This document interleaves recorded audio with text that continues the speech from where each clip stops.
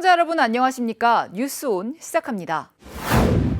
충북도가 지방시대 비전과 전략에 대한 특강을 개최했습니다.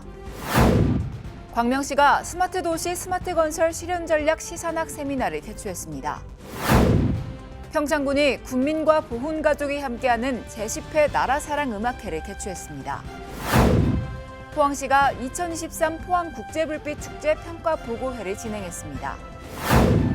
제19회 세계 농아인 대회가 제주 국제 컨벤션 센터에서 개최됐습니다. 지방시대위원회가 공식 출범하면서 광주 전남의 대응에도 관심이 모이고 있습니다. 특히 기회발전특구 지정과 2차 공공기관 이전에서 지역의 목소리를 충분히 낼 수 있도록 철저한 준비가 필요해 보입니다. 지방시대위원회 출범과 함께 가장 높은 관심을 받고 있는 것은 기회발전 특구 지정입니다.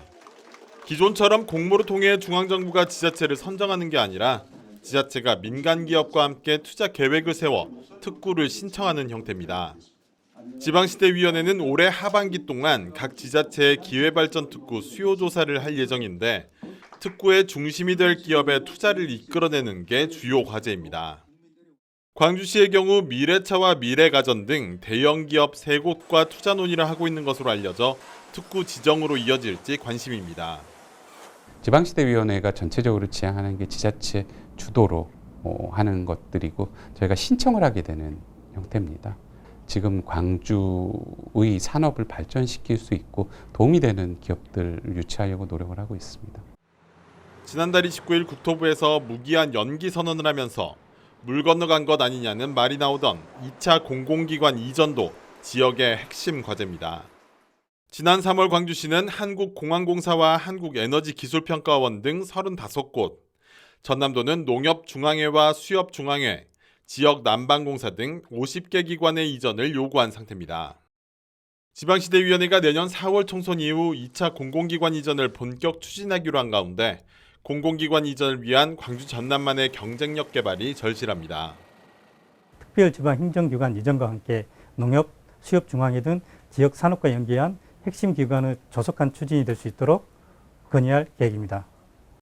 정부 사업의 지역별 분배 대신 역량 있는 지자체에 힘을 실어주겠다는 지방시대위원회의 출범이 광주 전남의 새로운 기회가 될지 아니면 위기가 될지 기대와 우려가 교차하고 있습니다.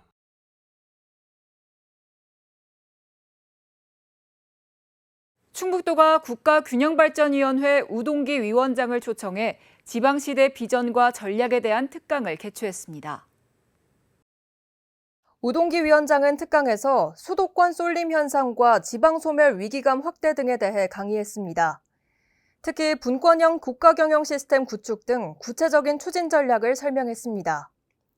김영환 충북도지사는 우동기 위원장의 충북 방문에 대한 감사의 뜻을 전하며 중부내륙 특별법 제정과 지방시대 종합계획 반영 등을 건의했습니다. 수도권 소식입니다.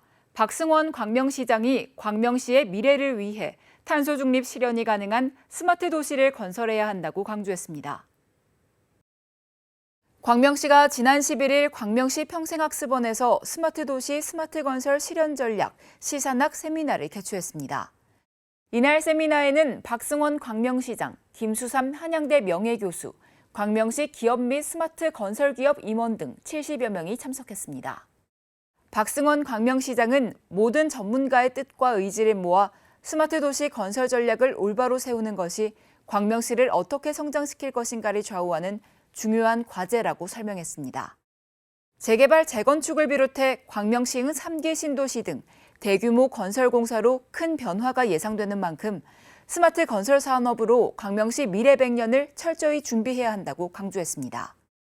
김수삼 한양대 명예교수는 광명시를 완벽한 스마트 도시로 만드는 최초의 사례이자 스마트 도시의 핵심 기지로 만들도록 다 함께 협력하자고 제안했습니다. 한편 광명시는 이번 세미나를 계기로 한양대, AICIA와 시산학 협력을 본격화합니다. 국토부가 주관하는 스마트시티 공모사업에 참여하는 등 스마트시티 조성 및 스마트 건설 산업 육성에 박차를 가할 계획입니다. 광역시 소식입니다. 대구시가 시 소속 4급 이상 간부 공무원을 대상으로 청렴 집합 교육을 실시했습니다.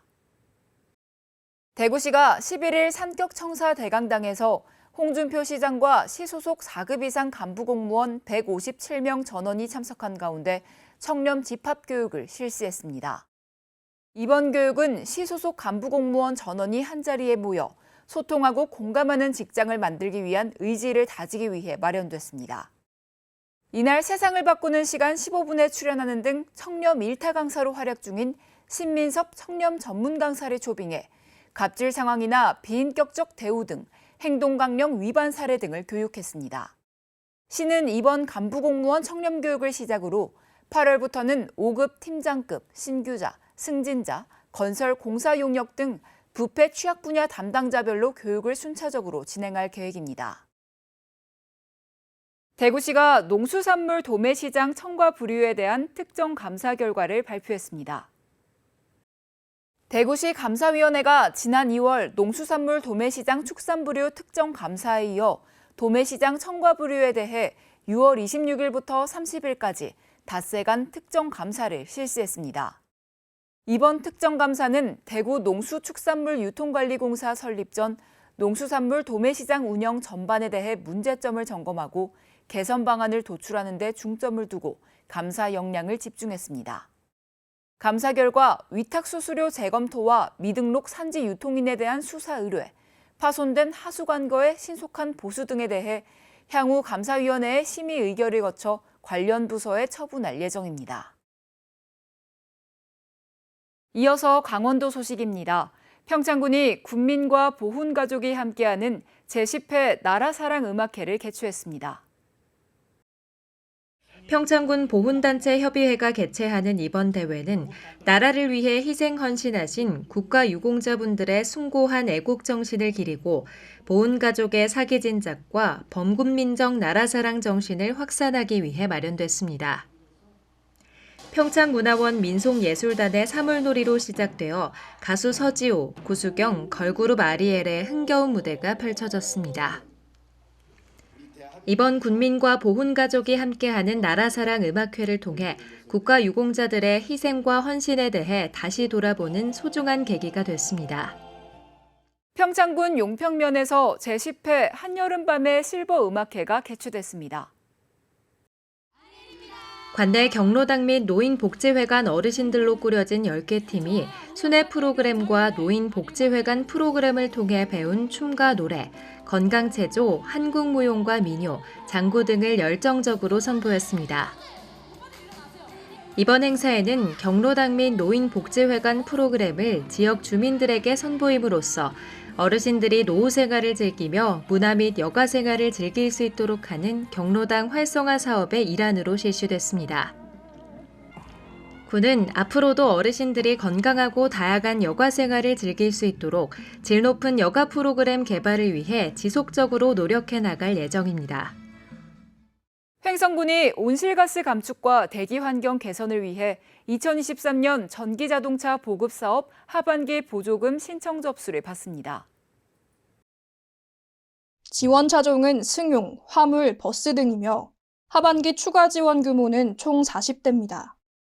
신청 대상은 신청일 기준 90일 전부터 계속해 횡성군에 주소를 둔 자로 개인, 법인, 공공기관, 지방자치단체, 지방공기업 등입니다.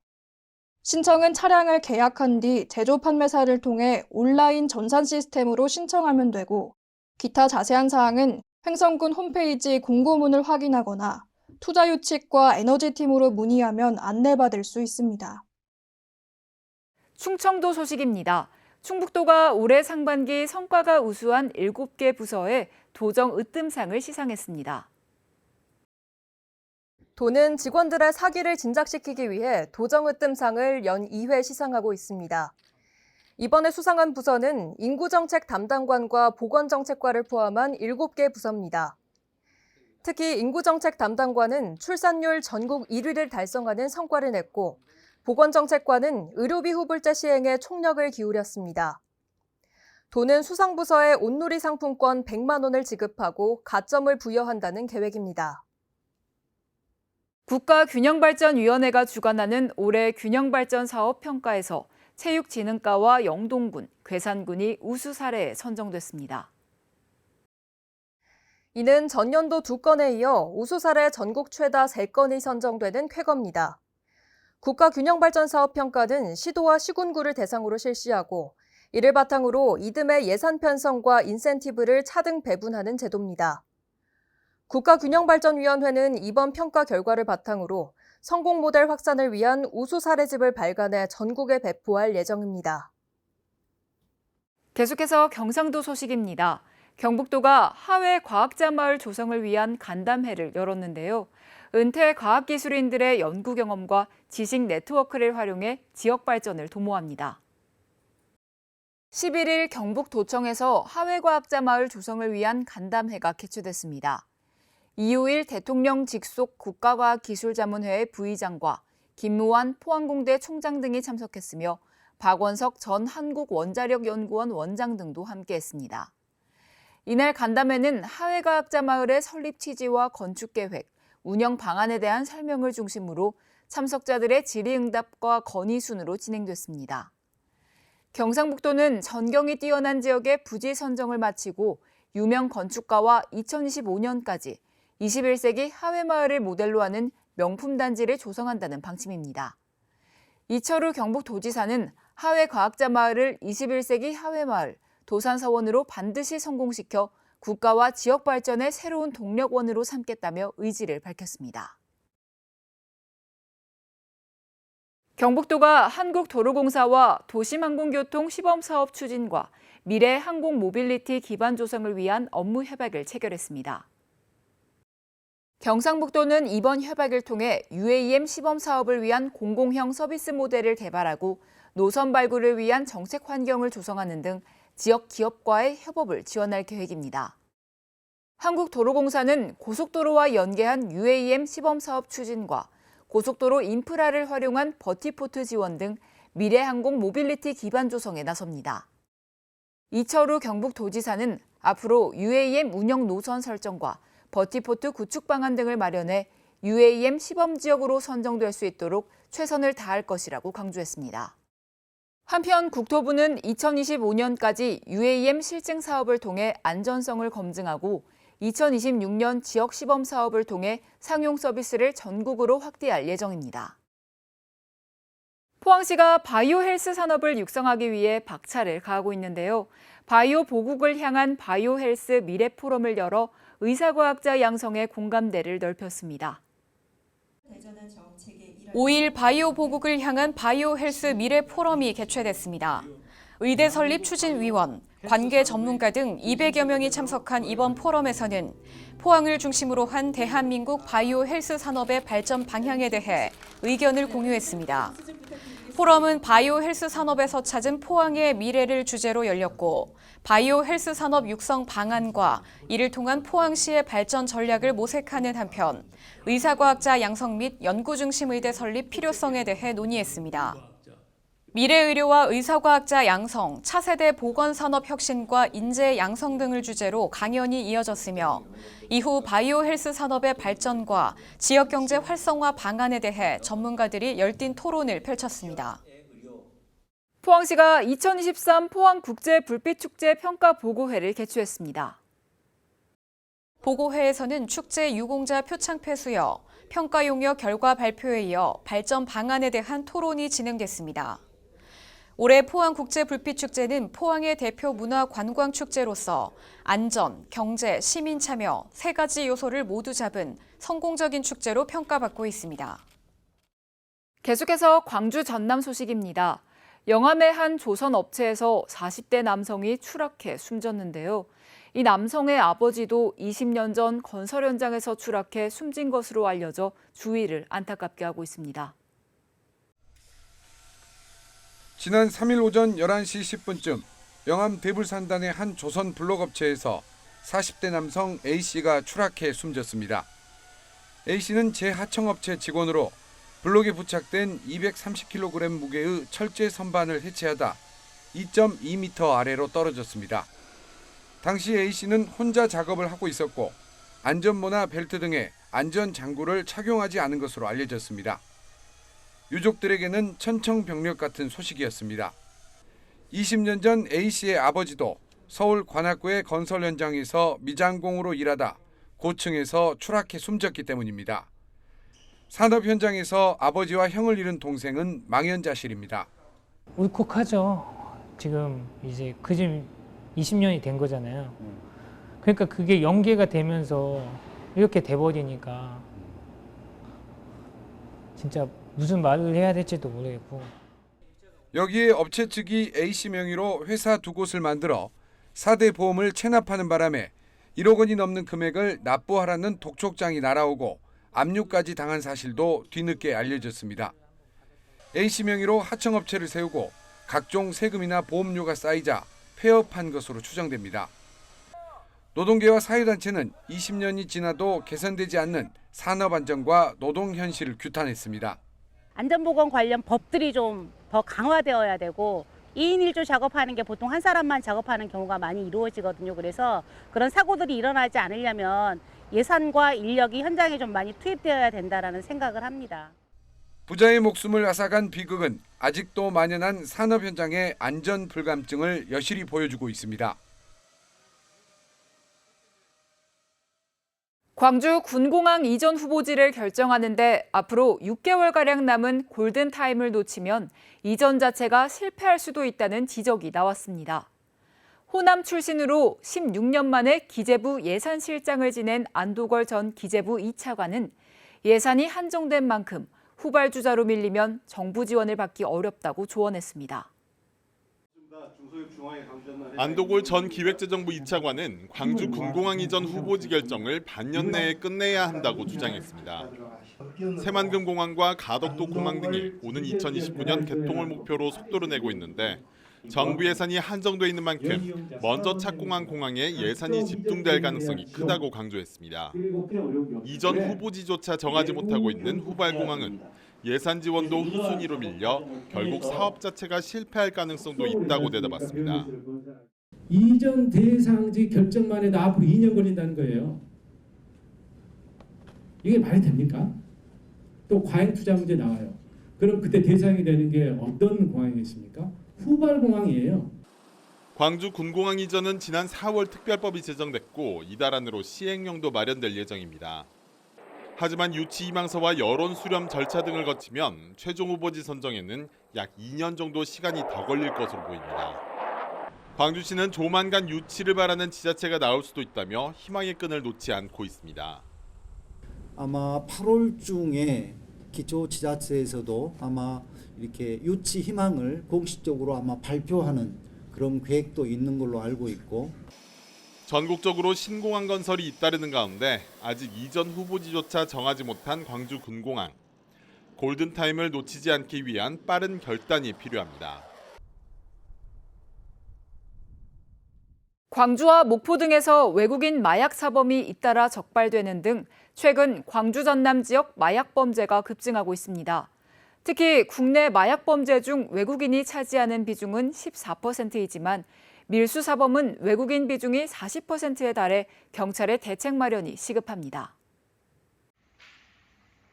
모텔로 들어간 외국인 남성 2명이 갑자기 들이닥친 경찰의 손에 이끌려 밖으로 나옵니다. 지난달 27일 목포의 한 모텔에서 러시아 국적의 불법 체류자 2명이 대마초를 피운 혐의로 경찰에 붙잡혔습니다. 냄새가 이상하다. 우리 형사들한테 이야기를 해준 거예요. 지난 3일엔 신종 마약의 일종인 야바 등을 사고 팔거나 투약한 외국인 30여 명이 경찰에 붙잡혔습니다. 텔레그램으로 가상 계좌를 확인해 돈을 보낸 뒤 약속한 장소에 마약을 두는 던지기 수법입니다. 최근 광주 전남 지역에서 외국인 마약 범죄가 크게 증가하고 있습니다. 지난 2021년 광주 전남의 외국인 마약 범죄 검거 현황은 98명에서 2022년 112명, 올해는 벌써 73명으로 지난해의 65% 수준을 넘어섰습니다. 특히 지난해 국내 마약 사범 중 외국인 비중은 14%였지만 마약 밀수 사범은 40%가 외국인일 정도로 외국인 밀수 범죄가 높은 비중을 차지하고 있습니다.